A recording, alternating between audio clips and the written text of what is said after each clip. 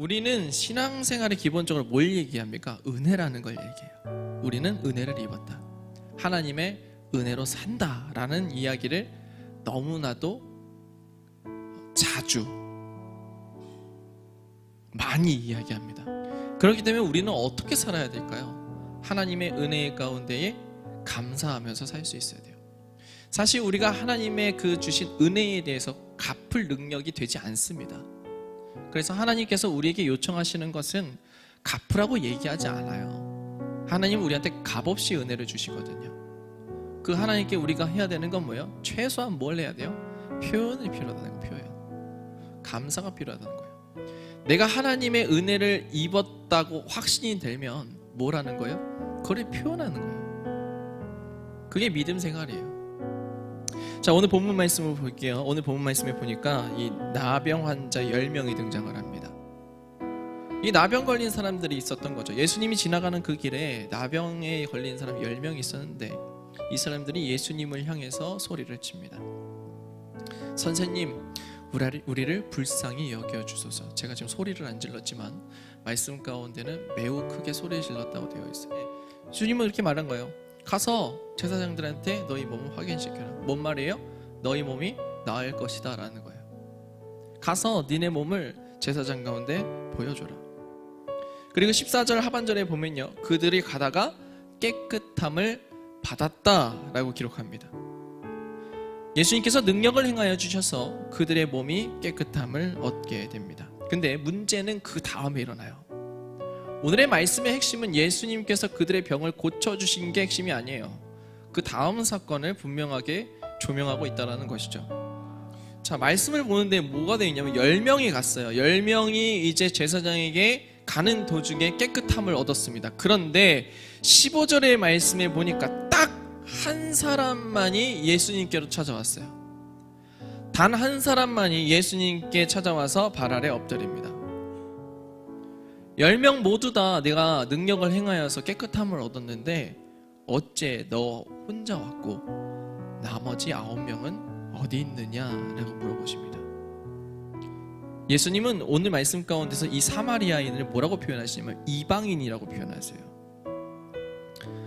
유대인들을 제외하면 다 이방인이에요.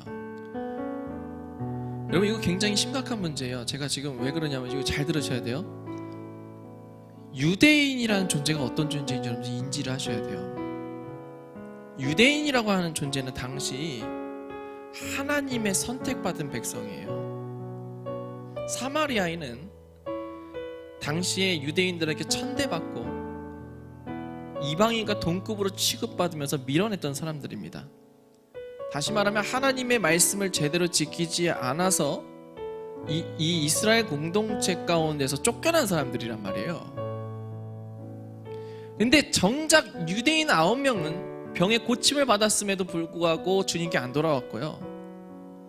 오직 사마리아 한 사람만 예수님께로 돌아왔다는 부분이에요. 지금으로 치면 목사고 장로고 권사고 집사고 직분 받은 이가 은혜를 입었음에도 불구하고 하나님께서 능력을 행하셔서 내 삶의 문제를 해결해 줬음에도 불구하고 거기서 끝난 거예요. 우리는 날마다 신앙생활하는 가운데 이 부분을 점검해야 됩니다. 하나님의 백성으로 산다는 것은 하나님의 은혜를 입으면서 살아간다는 거예요. 알게 모르게 우리는 이미 주님의 복의 대로 가운데에 하나님께서 복 주시는 그 길 가운데에 우리는 이미 걸어가고 있어요. 근데 어느 순간 하나님의 그 은혜가 너무 익숙해진 나머지 주님께서 나에게 은혜를 주심에도 불구하고 나에게 능력을 행하심에도 불구하고 그것에 대한 감사도 없이 반응도 없이 살아가는 나의 모습이 어느 순간 있다라는 것이죠. 은혜 생활은 곧 믿음 생활이고요. 이 믿음 생활의 마지막에는 뭐가 나타나냐면요, 영광을 돌림에 나타납니다. 여러분, 이거 과정은 자연스러운 거예요. 내 삶에서 내 신앙생활 가운데에서 하나님께 영광 돌리는 삶이 없다면 내 지금 신앙 상태가 매우 빈약할 수 있어요. 왜요? 그 말은 뭐냐? 내가 지금 세상 것에만 관심이 있고 영적 상태에 관심이 없다는 얘기예요. 왜냐하면 오늘 말씀 가운데 보면 뭐라고 나와 있냐면은 예수님께서 9명은 어디 갔냐라고 말씀하시면서 사마리아인에게 뭐라고 말씀하시냐면은 가라, 내 믿음이 너를 구원하였다면서 영적인 부분까지도 해결됐음에 대해서 선포해 주세요.